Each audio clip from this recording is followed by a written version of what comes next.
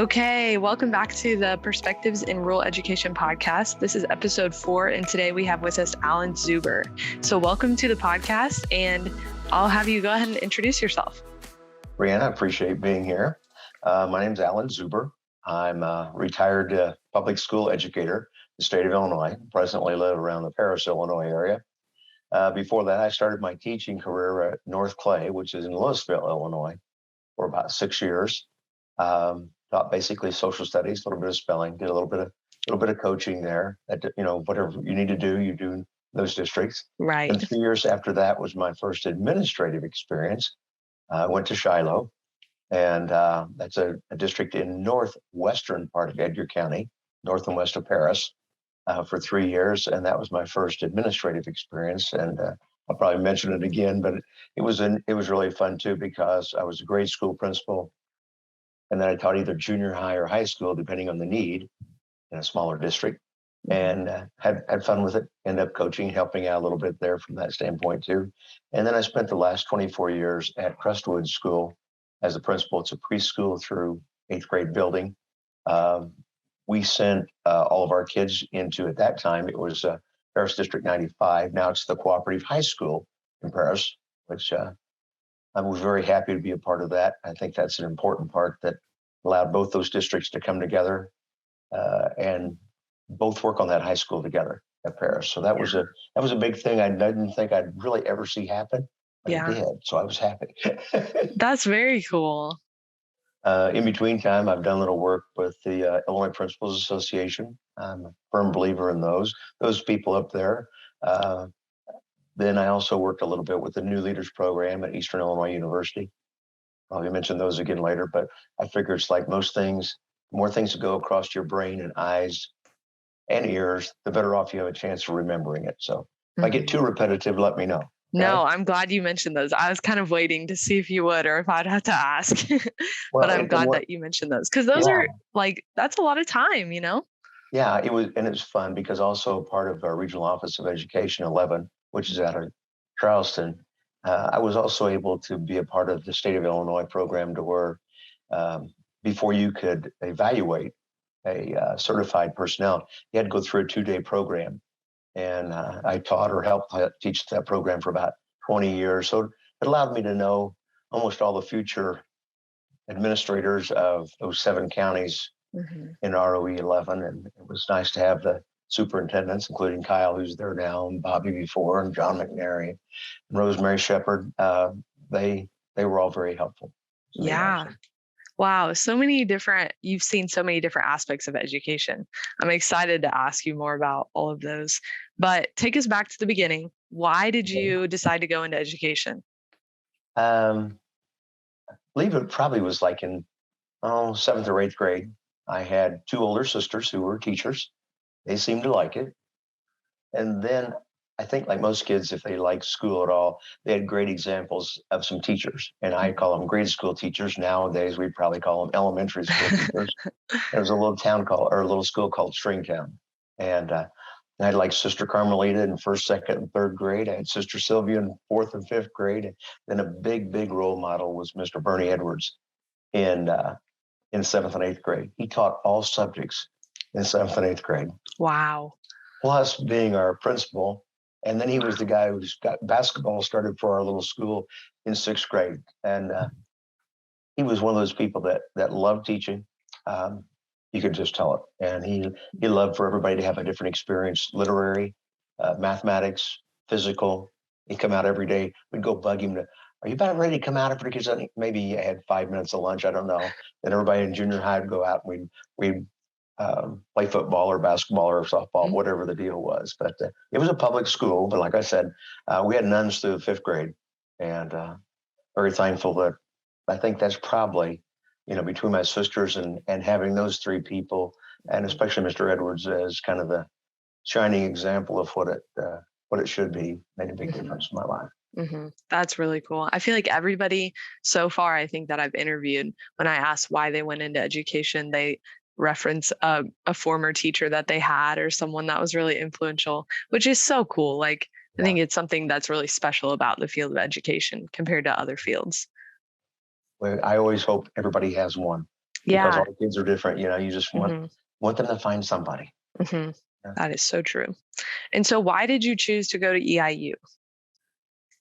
Well, I thought really that the premise there, my sisters had went there before me, Judy and Mary. Hmm. It seemed like a good place. They liked it. I wanted to be able to teach American history to junior high and high school students. So they were a teaching factory. No, Hmm. but True. that's what see, still there. Yeah. Uh, and I loved history, believe it or not. And poor old kids at Louisville, North Clay, they ought to hear HISTORY, history. That's our cry. More than assemblies and stuff. But I think Eastern was that place that I'd always heard good things about. I had Hmm. different teachers in high school that I'd went to Eastern, and that was important. I went to OCC, a junior college in Almy. Even some of those teachers had been around Eastern, or they'd had that affiliation with them, Yeah. and I thought that would just be a good place for me to start. Originally being from the Almy, Illinois area, about Hmm. 60 miles straight south of Charleston, so it wasn't going to be too far away. So Hmm. a lot of good things all kind of together. Yeah. And so since then, you've continued to be involved with EIU. Like I know you were um, serving as a member of the EIU Alumni Association's board of directors. And so I'm just curious why you've continued to maintain that relationship with EIU and how you might encourage others to do the same. I think Eastern has been very, very good to me, you know, and I think that's kind of a part of it. I have my bachelor's from there, my master's is there. Actually, Mhm. did some postmaster's work, um, working with the new leaders assistance program, Dr. Linda Morford, Russell Ross, former superintendent, for the new principals. It was like Eastern still stayed on focus with education for such a long time. And plus, while I was the principal at Crestwood, I don't know how many practicum students I had and student teachers over there from Eastern. And it was just neat because um, I don't know, I always felt like there was a new life that was kind of bred into you when you were at a building. You have young people there, are people who are interested going into the same field and seeing what Eastern is also teaching them. And I liked what they were teaching them. Mhm. So when I was a principal, even, uh, again, Eastern was very, very good to me too there. Yeah. So, it was just one of those things. And it probably also part of the Alumni Association Board of Directors about 10 years ago. Steve Rich, who is like the assistant vice president for advancement. You haven't met him yet, Brianna. You need to go over and bug him a little bit. Introduce Okay. Caroline. He knows everybody at Eastern. He asked me if I'd be interested in serving on the alumni board. And I tell you what, I've really enjoyed that. Meeting a lot of new people Mhm. with a lot of different background and also with one common background. I can Mhm. honestly say everybody I've worked with on that for, I don't think it's been 10 years, but it may have been about that. They love EIU. I Mhm. mean, it's kind of a cliche, but you'll hear like, go Panthers. I mean, it just comes out and you talk to people and I think that's a part of it too. I wear my Eastern stuff all the time, no matter where I'm at throughout the country. And there's always somebody that comes up and says something to you. Oh, hey, now, or even if they're not sure, is that around Charleston, Illinois? Yeah. Or is that where's, this, and it's just a great, great thing. And I'm always advertising. So, Right. I don't know. It's just, I guess that's why I've been involved with them and I'll probably always be, I hope to be somewhat involved with them because they've been, they've been there for us. Yeah. Yeah. That's Good so regional funny institution. It's that just a, people yeah. will come up to you and Oh, say something because sometimes I'll be like, oh, I'm going to Eastern in Charleston, and people are like, South Carolina. I'm like, yeah. no, no, no, no, Illinois. Yeah. Well, talked the other day and we had to tease a little bit, they're kind of like from the northwest side of Illinois, so there's a difference, but it's also the same, I think, as we talked to. Yeah. There's a lot of commonalities just in people Mm-hmm. in Illinois and in the Mm-hmm. Midwest. And Yeah. that's, I think, also the neat thing. You go away and you go to school. You may have never even really heard of Charleston yourself, other than being a state track runner, like you were. But I mean, other than that, why you wouldn't have had that. Yeah. True. And I think just something like that. It also is a great thing for Eastern to Mhm. showcase. Mhm. All those people are involved in the state track. Boom, Yeah. they show up at Eastern. They show up at Very true. Charleston. Very true.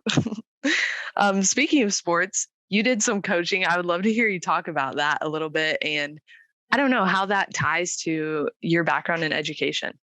Um, I think um, I think there's a little bit of a part about that it goes back and forth with the coaching aspect. Um, it's kind of a hard thing to kind of figure out. Going back through my questionnaires here, and that's a little bit farther back, so I have to have a little blessing in there. Uh, but I honestly think I was really blessed. I couldn't quite get it out of my mouth, and as if you can probably tell, that doesn't happen very often. I was very blessed, and I just love being around. I had a lot of great young men who had great parents. I Mhm. mean, once again, those first 6 years at Louisville, Mhm. those poor guys probably had to put up with so much in baseball and basketball from a new coach and an energy level that I had obviously then. Mhm. I, I'm sure they would tell you that I was pretty good at offering suggestions if I didn't think they were listening. Pretty direct questioning, maybe a few statements every so often too. So, but then again, you have that. I don't know. There's something about coming together. My next 3 years at Shiloh were a lot of fun as well. I mean, I was coaching at the junior high again, and to see these guys come in and work. I mean, they just work so hard. In junior high, it's what I've always loved about the junior high, middle school. Those young people, if you get them on your side, you can motivate them to do things they never thought was possible. Mhm. And in coaching, I try to tell my players, especially there, I said, do your best, forget the rest. Yep. Because if you have done your best, nobody can ask any more of you. Yeah. And I just tried to continue that as I went into full-time administration Mhm. at Crestwood with all students there and sometimes teachers too. Mhm. I think that's for all of us. So, Mhm. I agree. I think that's something that I like when I look back on all the years that I spent in sports. I feel like it developed the team mentality that I think you need in a lot of other areas of life that I just would have never thought that it would translate to real life so well, but it really does. And yeah, even right now, like being in grad school, I love like the fact that me and all the people in my cohort are going through the exact same thing together because it's so much more fun when you're doing it with other people than if it was just you by yourself. And I think the same is true of like teaching staff and like doing things together and that support. Like when you have that, it's really special and it makes it worth it. yeah, and you always hope that that's kind of what's happening. You have a commonality. We had at Crestwood, it's a preschool through eighth grade, and those, like I said, I hope all teachers can always find what they're looking for because teaching second grade is different than fourth, than Yeah. sixth, than eighth, than 12th. But if you don't have the second who loves the second, and the fourth who loves the fourth, and the sixth uh, you know, it's neat when they can all come together and kind Yeah. of do that. You know, Yeah. And find their I, place, find their strengths. Yeah. right. I totally agree. Absolutely. Backing up a little bit, I would love to hear about you talk a little bit more about just your years as a teacher and like what was your favorite part or what was the most valuable thing that you learned during that time? Yeah. Uh, I guess, and I'm going to take it a little step farther back because I think at EIU again. I'm going to plug them one more. See, I just keep Yeah, repeating myself. go right I'm ahead. going to take it one more because I think that's the type of relationship that I felt within student teaching, within my classes. I got to hear somebody who'd been a former state representative. I got to have a class with somebody who directed Jordan's first economic plan.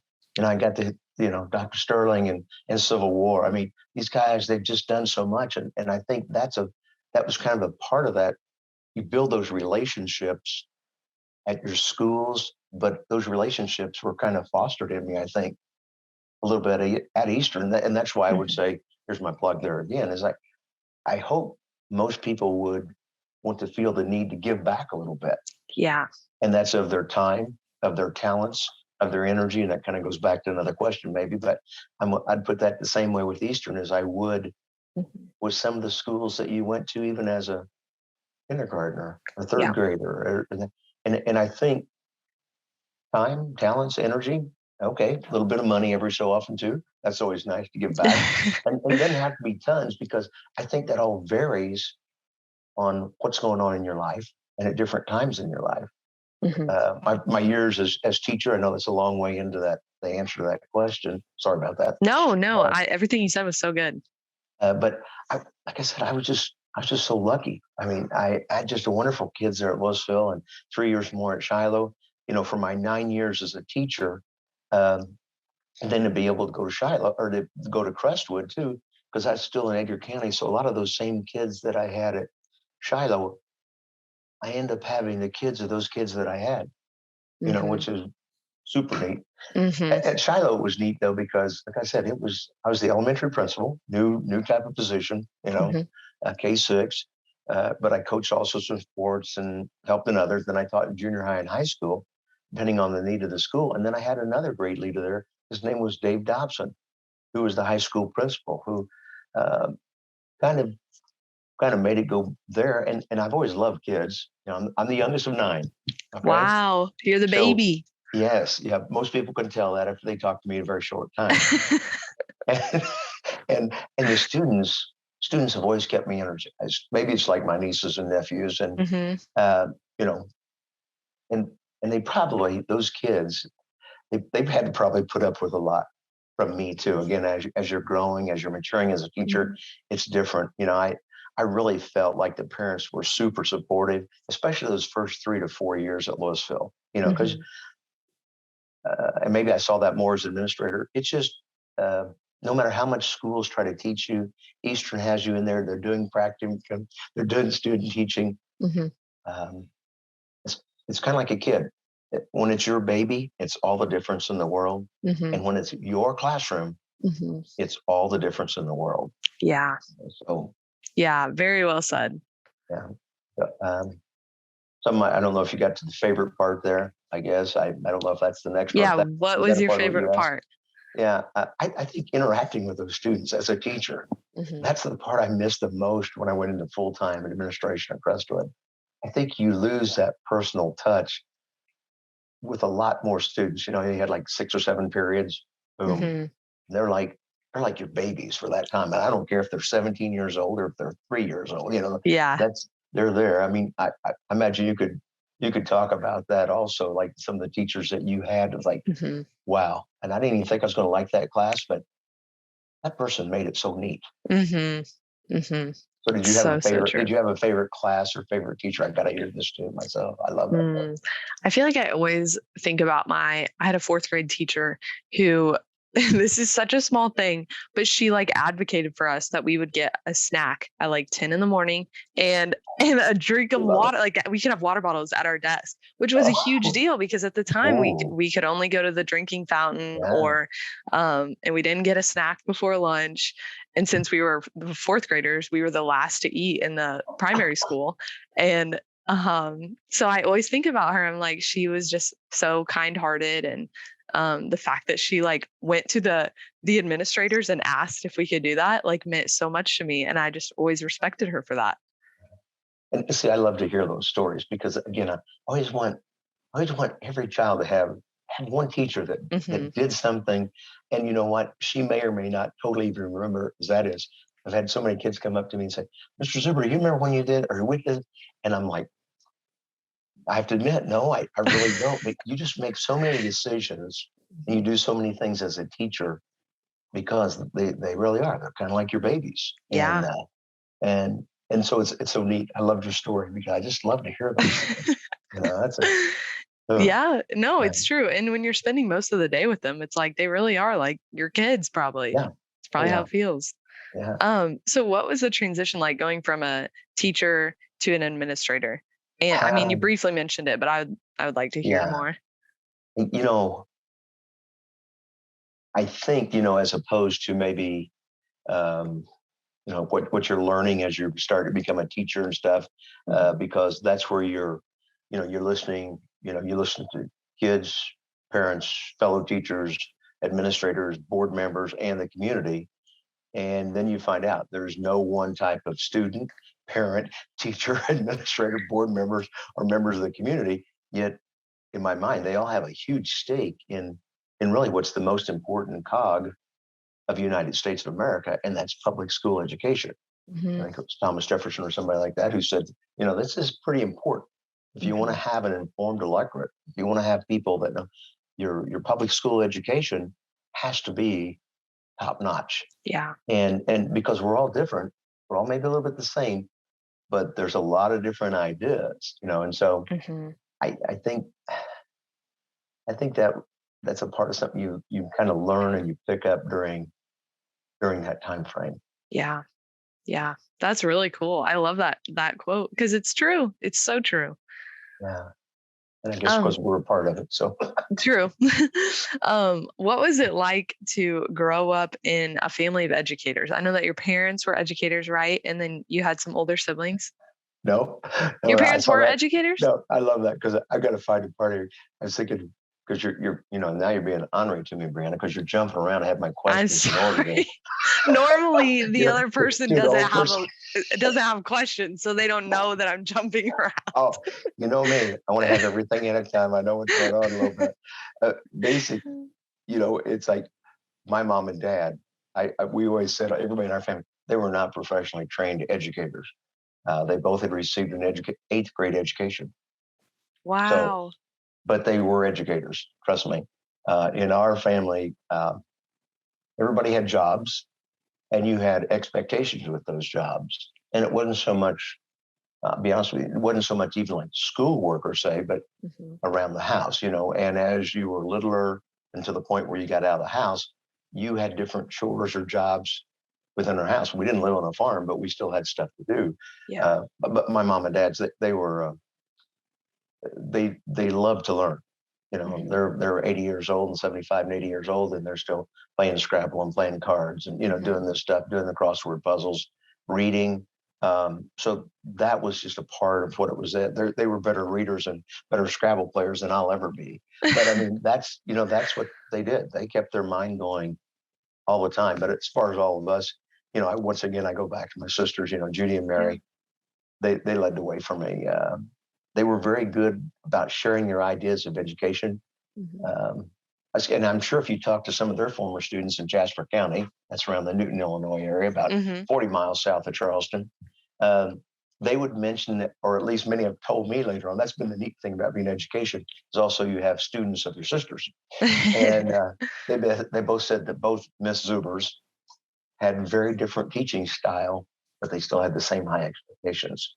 And I was lucky enough, I was able to go in and visit their classrooms at different times and see those different styles, which I think helped me out a lot once I got into the principalship, because that's where you find out there can be a lot of good teachers and they can do it a lot of different ways. And Yeah. my sisters, I think, were perfect examples of that and evidenced by that, that Hmm. they did those things. Hmm. That's really cool. And it's cool how you tied it to like it gave you a perspective as a principal to consider Oh, that different teachers have different teaching styles. It just makes yeah, sense. Like different yeah. personalities, of course, they would teach differently. That's really neat. Um, okay, so your family recently started a scholarship, and can you tell us like the meaning behind the name of the scholarship and why you guys decided to start that? Yeah, we called it the Alberta and Raymond Zuber Future Teacher Scholarship, and that's my mom and dad. And my sisters, again, were kind of the key people in that. Um, they both, my older sister Judy, kind of remembered what it was like being a student teacher and all the different things that you had to go through. And in those days, you had to usually move away from your area. And so you had to have a transportation, you had to rent.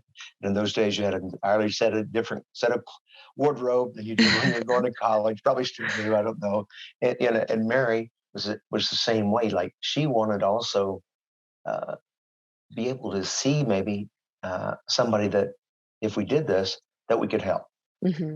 And I love part of Mary's aspect of like, I'd like to see it where I can see them. I don't want to be dead. I can't see any.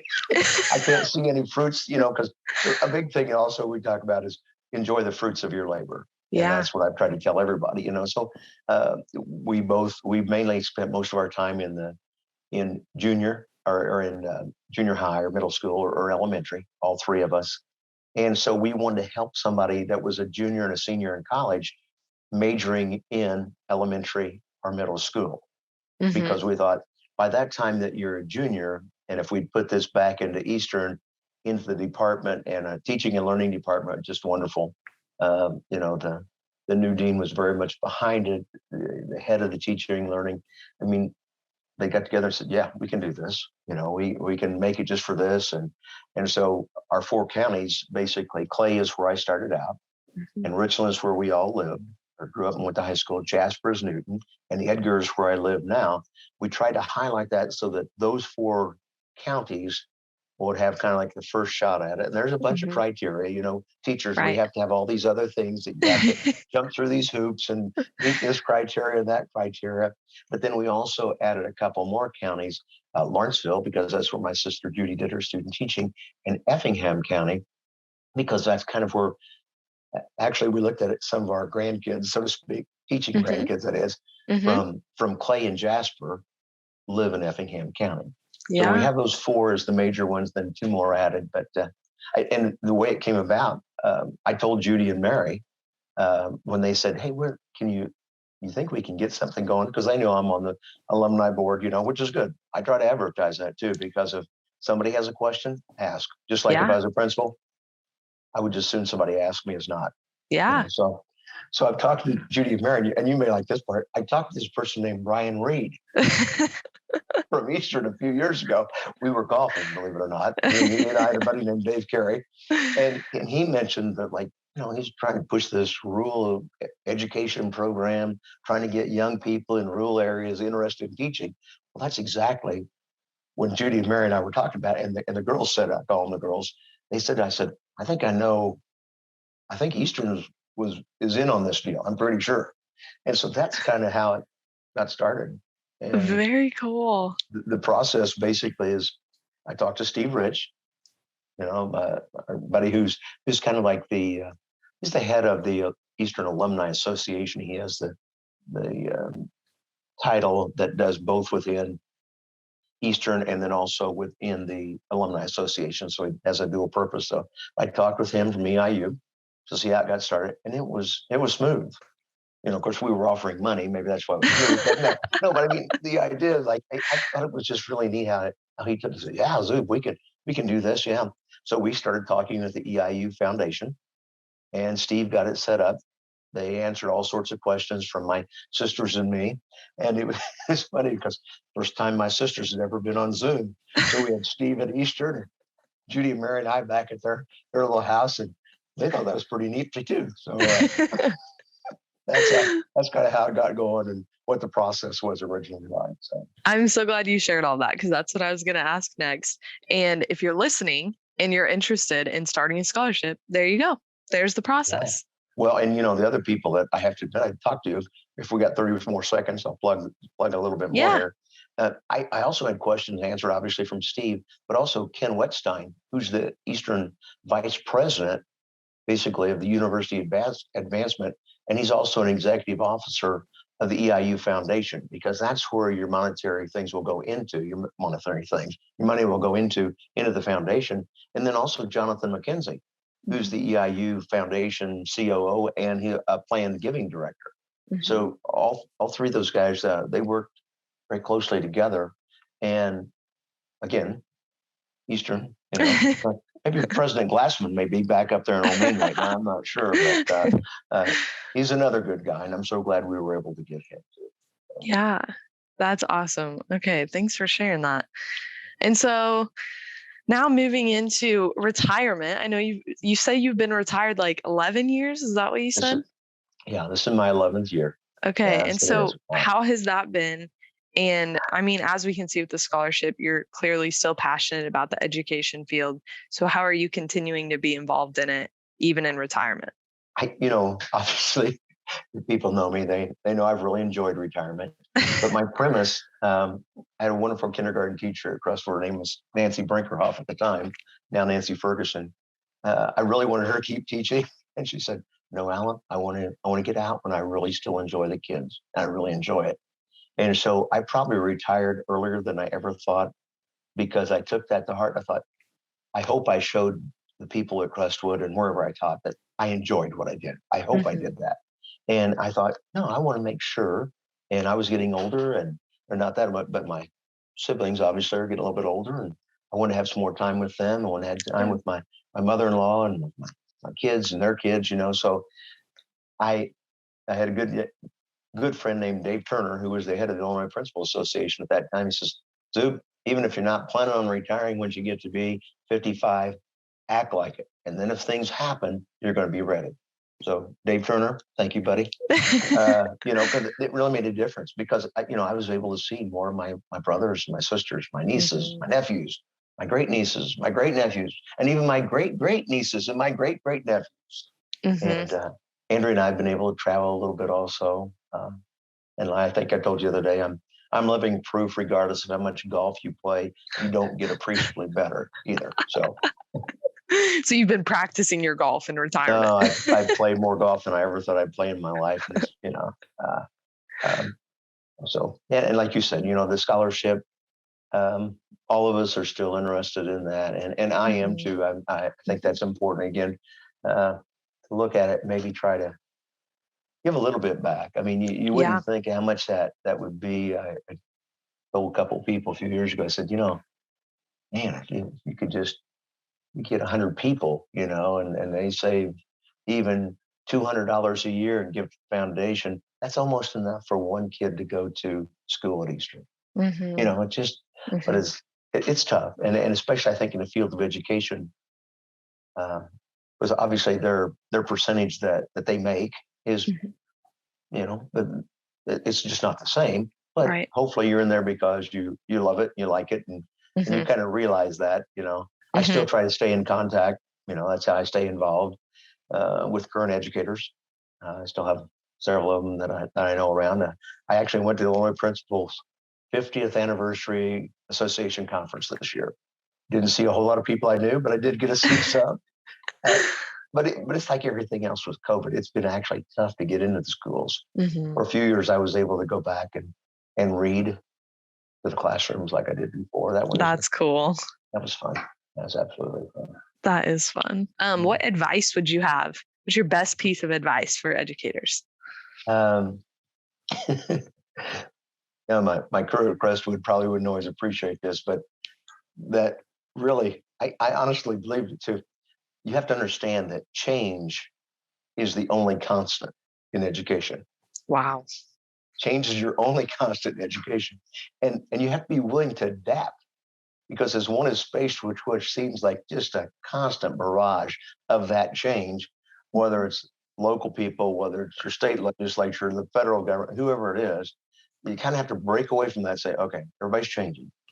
But you have to find a way to adapt that, because here's the other thing. Most everyone has been to school at least once in their life. So it's like a state of Illinois basketball game. Like if you're ever up around Carthage, you watch little girls basketball, when you probably noticed this. But anyway, if you've been to one basketball game in your life, everybody's ever been to one, just like everybody's been to school, they have a pretty good idea on how that game is supposed to be played, at least in their mind. And all coaches and teachers and parents, and everybody has a different idea, and that's okay. But that's a part of the change, Mhm. because you just try to understand that that's just a part of it. Mhm. Part of it. That's So, so true. So true. I love the basketball analogy. It makes me laugh because well, I went to my brother's, he had an 8th grade regional basketball game, and it's so funny to listen to all the parents, my parents included, yeah, oh, yeah, yelling at the refs. I'm yeah, like, "Guys, it's not their job is not easy. It's probably not no. enjoyable because of people like you." Well, and now I'm going to jump on the side of your moms and dads. I used to try to tell teachers, and I had to tell teachers that later on too. And it was this: when it's your baby, it's all the difference in the world. Mhm. I mean, you can be pretty calm, cool, collected. Then all of a sudden, your little brother got hacked and it wasn't called. Boy, how could that be? How could they miss that? It was so hot. Well, and that's true. But as I also told the other teacher, I said, at least I like to have a parent who showed the concern about Mhm. their kid. Because Mhm. even if you didn't think they were totally on your side, Right. 9 out of 10 times, that student improved. in Yeah. the classroom. Even if you're having Yeah. this conference with a mom or dad, and you don't really feel like they're kind of on your side. It was amazing the number of times just by you, teacher, or teacher actually, and mom and dad talking, because all of a sudden that little kid or that child or that adolescent or that senior in high school realized, oh, they are talking. It's just not me telling them what's going on. They're talking to each other. So Yeah. Yeah. Oh my gosh. Speaking of students, do you have any good student stories? Any impactful stories you can remember? it's one of those times again. I was kind of at a loss of words. Um, I don't know. My premise always was I think you could usually find what I called an impactful student story every day that Hmm. you're around students. Hmm. Every day, one of these young people will find a way, I tell you, to make you smile or feel better by their actions. Or for Hmm. me, if it was kind of a tough day at different times, I went down beside Mrs. Dick and Mrs. Carroll's music, elementary music, and I'd sit outside that door and I'd listen to third and fourth graders sing. And Oh. just like, hey, kind of lets the world kind of relax and go there. It really Hmm. does. And Hmm. then on a more serious note, as far as impactful kids, um, you will notice this too. Maybe you notice this student who doesn't have the best clothes Hmm. or the best parent examples or enough food, and yet they come to school every day Yeah. and try to do their very best. And Hmm. then that's one thing. But then also maybe you get to notice some other students who do have the best clothes, the best parent examples, plenty of food. And you notice that some of those students noticed that previously mentioned student, Hmm. and they made sure that they went out of their way to make sure that kid felt loved and appreciated and a part of their team. So to me, you could see stuff like I said every day, but whenever I saw those last two things, Yeah. one is the empathy for that kid who's, by golly, I'm going to do this. I don't need all that stuff. I'm going to Hmm. do it, Hmm. because not every kid's that way. Hmm. But then also the other side of that, whenever I saw some of those kids that, in my mind, quote unquote, had everything they needed, and one or two or three or four, whatever it was, said they noticed that other student. I thought, Hmm. wow, wouldn't that be a great, great life example for all of us to Yeah. do and to Yeah. notice? I So love that so much. That is so cool. I feel like every time I ask like anyone on here, like, do you have any impactful student stories? They're like, oh, how do I pick one? yeah, Which I mean, it's true. Like every single day, I'm sure that you saw things that were impactful and kids that were inspiring. But I love that you shared that one. yeah, and it is fun. Like I said, you could almost find something, and for me, it was always, yeah, you can always find things that are maybe unpleasant to have to deal with to do stuff like that. But it's like, man, on my goal, I tried to meet most of the kids at the front door at Crestwood. And if I got 650 kids to go in that door and I left them when they went out, good day right there. Yeah. Yes. I had a principal that he used to hold the door for us every morning. Yeah. And I still think about that sometimes. I'm like, that was such a small thing, but it meant so much to like see his face in the mornings and know that he was there and that he took the time to like say good morning to us and hold the door for us. Well, and I think that's also time is I appreciate hearing that because I stood by that door and everybody from the 3-year-olds to some of them who were 13-year-olds, they give you a hug. And somebody said, Zoop, you ever worry about that? I said, you know what? If somebody wants my job because this one kid wants to give a hug, they can have it. Because my premise is like, nobody was forcing them to do that. Nobody was a Hmm. part of that. And I had so many moms and dads afterwards that said that, like, it was just comforting to see me Hmm. standing at that front door Hmm. and those kids come up from that. That was the start of the day. It's like Yeah. like any teacher in that classroom, the first thing you kind of say to them, or your first part of it, that bus driver, the first thing they say to them, that they Hmm. know their first name, that they can Right. talk to them, and then it made me, and it still made me feel good. I've had some of them 45 and 50 years old come up and still give me hugs. It's just like, I said, yeah, that's been a few years. And that's what they say too. Is it like, Yeah. it's kind of a neat deal. Yeah. Yes. So memorable. Oh, I wrote down so many good things you were saying just as you were talking. And the things that stood out to me, one of them was just how you talk about your family. And I think that it's really cool to hear how all your older siblings impacted you, and even Oh, how they impacted like your decision to retire and spend time with them in your retirement. And I just think that that really like speaks through everything you say, just those roots, and your values in your family. And then the other thing I wrote down was giving back in talents, time, and energy. And I'm so glad you said that, because I think that you guys starting this scholarship literally is that, like, giving back your talents, your time, your energy, and a little bit of money, as you uh-huh. said, Right. and just blessing Eastern students with the opportunity to apply for that. And so I'm just thankful that you took the time to do this and to talk with me, and you shared so many great things. So thanks for being a part of this. I tell you what, Brianna, just looking at you, you have a great smile, wonderful personality. And I can tell your mom and dad have always been very proud of you also, just by the way you are. You are, but that's a part of it. And that's one of the things that, as a teacher, as an educator, you have to kind of remember, like, the coach, you're one of those things you're like, we were talking coaching, Hmm. not all players who are players can coach. Hmm. And True. not all good students can be good teachers. Hmm. It's like some of that's just natural. It's the gift of being able to translate that and teach that. Because Hmm. if you were a good player, a good runner, a good student, you know what it kind of takes. That's what it took for you. Hmm. And you have to remember, not everybody's like you. Right. And so that's the thing that was always kind of you got to teach and coach for the love of the game, in my mind. Yes. You got to do it for Yes. the love of the game. So you got this opportunity to share stuff with young people, and they will remember that, just like your story, the rest of their lives. And that's Hmm. the intrinsic value of an educator.